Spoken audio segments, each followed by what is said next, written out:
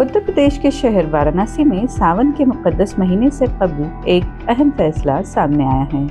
Varanasi municipal corporation ने शहर के हुदूद में कायम तमाम गोश्त, मछली और मुर्गी के गोश्त की दुकानों को शहर से बाहर मुंतकिल करने का फैसला किया है, जिस पर मुख्तलिफ हलकों से मिला जुला रद्द-ए-अमल सामने आ रहा है। म्यूनिसिपल कॉरपोरेशन के शोबे ताल्लुकात आम्मा के अफसर संदीप श्रीवास्तव के मुताबिक शहर में तकरीबन 350 से 400 गोश्त, मछली और मुर्गी की दुकानें हैं। उन दुकानों की मुंतकली के लिए रामनगर, सजाबाद, गणेशपुर, औलेशपुर और शिवपुर के मकामात की निशानदही की गई है।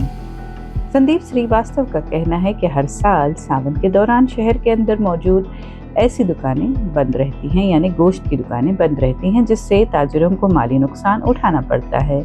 उनके मुताबिक दुकानों को म्यूनिसिपल हुदूद से बाहर मुंतकिल करने से कारोबार जारी रह सकेगा और ताजिरों के रोजगार पर मनफी असरात कम होंगे।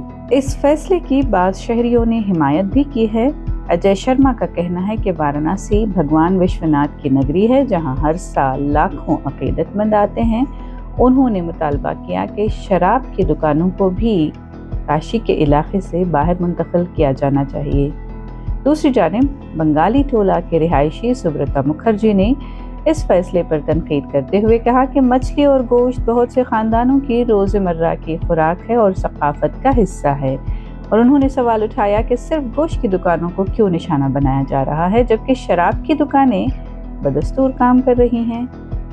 मंदुवादिया के अनीश सिंह ने कहा कि इस फैसले से मुख्तलिफ बरादरियों के सारिफीन को मुश्किलें होंगी, अखराजात बढ़ सकते हैं और ऑनलाइन गोश्त फराहम करने वाली खिदमात को फ़ायदा हो जाएगा।